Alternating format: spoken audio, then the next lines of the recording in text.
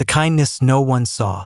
In a quiet, dusty corner of the city, where life moved slowly and dreams often faded before they could grow, stood a small roadside food stall. It wasn't much. A wooden table, a charcoal stove, a faded umbrella struggling to block the harsh sun, and a few plastic chairs that had seen better days. But to many, it was everything. And behind that stall stood Ada, a woman in her early 30s, with tired eyes but a gentle spirit. Life had not been kind to her. She had lost her husband years ago, and since then, survival had been her daily battle. Every morning before sunrise, she would wake up, say a quiet prayer, and begin cooking rice, beans, stew, anything she could afford. She didn't have much, but somehow, she always had enough to give. One afternoon, as the sun burned hotter than usual, a small figure appeared near her stall. A boy, thin, dirty, barefoot. His clothes hung loosely on his fragile body, and his eyes carried a weight no child should ever carry. He didn't speak at first. He just stood there, watching. Ada noticed him immediately. She had seen many like him before. Children abandoned by circumstance, forgotten by the world. But something about this boy was different. He didn't beg loudly like the others. He didn't stretch out his hand. He just waited, hungry, but quiet. "Come here," Ada said softly. The boy hesitated. Then slowly he stepped forward. "What's your name?" she asked. He looked down. "David," he whispered. Ada nodded gently.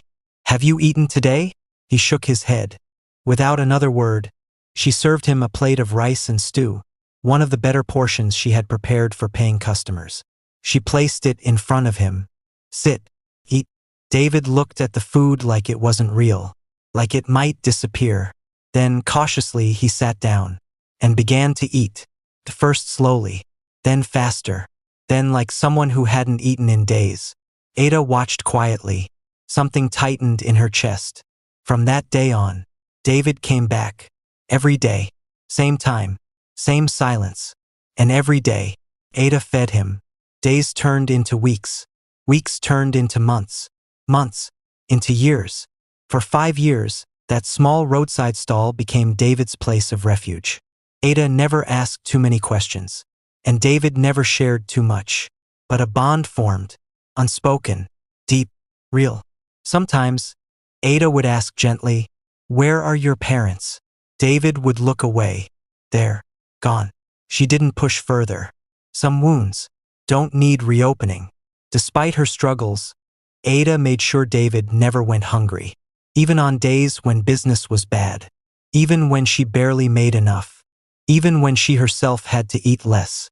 She would always set aside a plate for David. Thank you, Mama. As time passed, Almost David done began with to this help one. her. Me too. Cleaning plates, fetching Good boy. water, Keep arranging going. chairs. Okay. He worked You're quietly, doing never a great complaining, job. never Thank you, asking Mama. for anything. Almost And done slowly, with this one. he Me began to too. smile.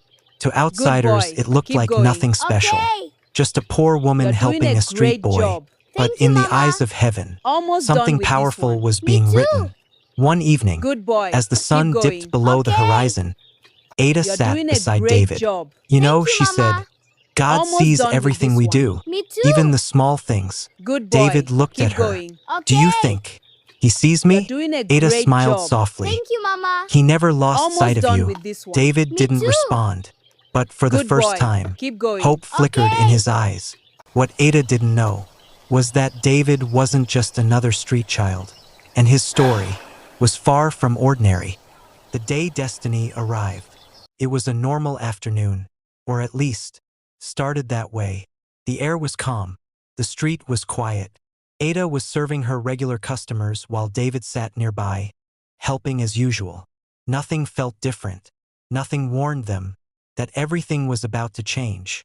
Then suddenly, a sound. Deep, powerful, unfamiliar. Engines. People turned.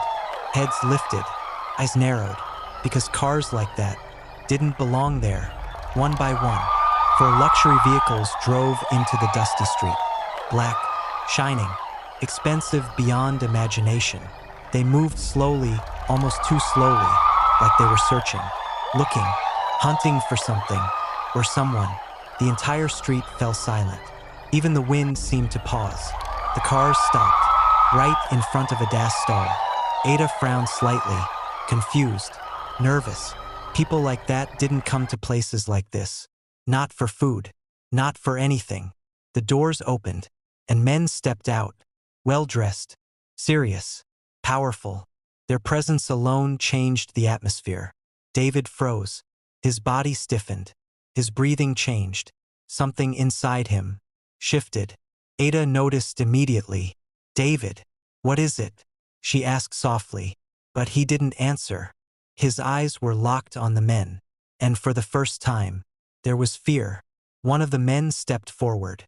He looked around, scanning every face.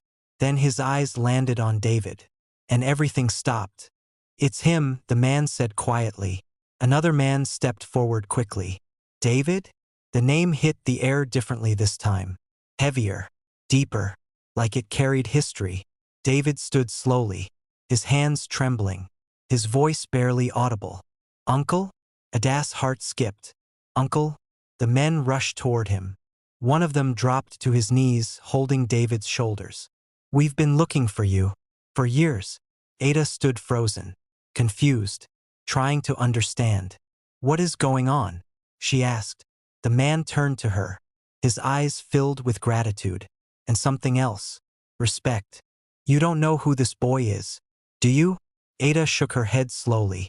The man took a deep breath. "This is not just any boy." He paused, then said the words that would change everything. "He is the only son of Chief Emmanuel Lawson." The name hit like thunder. Even in that small street, everyone knew it. A billionaire, powerful man. A name that opened doors. Ada staggered slightly, her mind racing. "That's not possible," she whispered. But it was. "He was kidnapped 5 years ago," the man continued. "The kidnappers died in an accident, and we lost his trail." He looked at David. "We searched everywhere." Tears filled his eyes. And all this time, his gaze shifted to Ada. "You were the one taking care of him." Silence. Heavy. Unbelievable.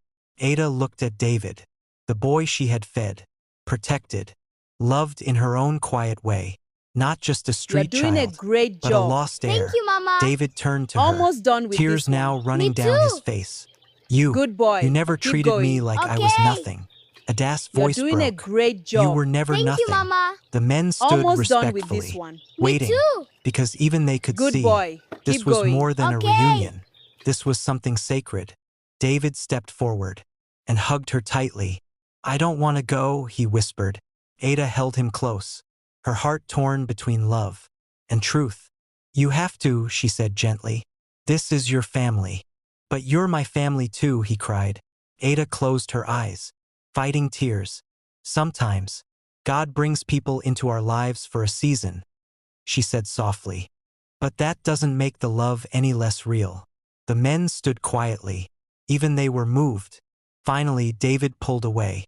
Reluctantly, one of the men stepped forward. "We can never repay what you've done." Ada shook her head. "I didn't do it for reward." He nodded. "I know. But heaven did." He reached into his pocket and handed her a card. "This is just the beginning." Ada looked at it, still overwhelmed, still unsure. As David was led toward the car, he turned back one last time. Their eyes met, a silent promise, a bond that would never break. The doors closed, the engines roared, and just like that, they were gone. The street slowly came back to life. People whispered, talked, wondered, but Ada stood still, holding the empty plate David had used that day. Her life had changed, but she didn't fully understand how. Yet, because what she didn't know was that this moment, this act of kindness she thought was small, the reward no one expected. The street felt empty after the cars disappeared. Not just quiet, but different. Ada stood behind her stall, still holding the plate David had used. The same plate she had served him with for years. Only now, it felt heavier. For the first time in a long while, she didn't know what to do next. Days passed, and life returned to normal. Or at least it tried to. Ada woke up early, cooked her food, arranged her stall, and served customers like always. But something was missing. The small chair where David used to sit stayed empty. No quiet footsteps. No soft voice saying, "Good afternoon." No boy washing plates beside her. At night, she would sometimes pause mid-task, almost expecting him to appear. But he never did. People in the neighborhood talked about what happened. Some admired her. Some envied her. Some didn't believe the full story. But Ada ignored it all. She didn't help David for attention. And she didn't expect anything in return. Then, one morning, everything changed again. A single black car drove slowly into the street. Not for this time. Just one. Simple. Quiet. But still. Out of place. It stopped in front of her stall. Ada looked up. Her heart began to beat faster. The door opened, and David stepped out. But he looked different. Clean. Well-dressed. Healthy. Confident. Yet, still the same boy. "Ada," he called softly. Before she could say anything, he ran to her and hugged her tightly. Tears filled her eyes instantly. David. Behind him, an older man stepped out of the car. Dignified. Powerful. But his eyes carried something deeper. Humility. He walked slowly toward Ada. Then, to her surprise, he bowed his head slightly. "Thank you," he said. Ada was stunned. "You don't need to." "I do," he interrupted gently. "You saved my son." Her throat tightened. "I only fed him." The man shook his head. "No. You gave him dignity when the world took it away. You gave him love when he had none. You protected what we almost lost forever." Silence fell. Not awkward, but meaningful. David held Ada's hand tightly. "I told him everything," he said. "How you never missed a day. How you shared even when you had nothing." The man nodded. "And that is why we are here." He gestured toward the car. Another man stepped out, holding documents. "Ada," he continued, "we don't believe in luck. We believe in divine timing. And we believe God used you." She listened, still trying to understand. "I have built businesses across this country," he said. "But today, I want to build something for you." Ada's eyes widened slightly. "We have secured a shop for you in the city center. Fully equipped. Legally yours." She stepped back. Shocked. "No, I can't accept that." David squeezed her hand. "You can," he said softly. "You must." The man continued. "And that is not all." He handed her the documents. "We've also arranged funding. Enough to expand your business. And a home. A proper one." Ada's hands trembled. Tears streamed down her face. "This is too much." The man smiled gently. "No, it is still not enough." She looked at him, confused. "Because what you gave my son cannot be measured." Silence again. But this time, it felt like heaven itself was present. Ada slowly sank into a chair. Overwhelmed. Grateful. Speechless. "I didn't do it for this," she whispered. "I know," the man replied. "That's why you deserve it." David knelt beside her. "You told me something once," he said. "That God sees everything." Ada nodded through her tears. He smiled. "He saw you." At that moment, everything made sense. All the days she went hungry. All the sacrifices. All the quiet acts of kindness no one noticed. None of it was wasted. God had been watching. All along.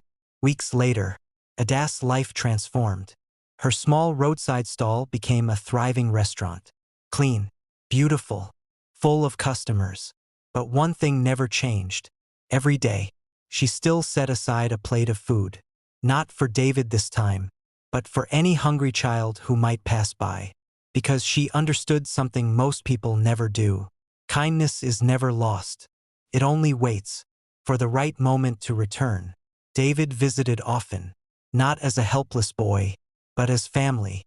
And each time he came, he would sit in the same spot, smile, and say, "Your food still tastes the best." Ada would laugh, her heart full, her life restored. And in the quiet moments, she would look up and whisper, "Thank you, Lord." Because what started as a simple act of feeding a hungry child became a story of divine favor, restoration, and a blessing that changed everything.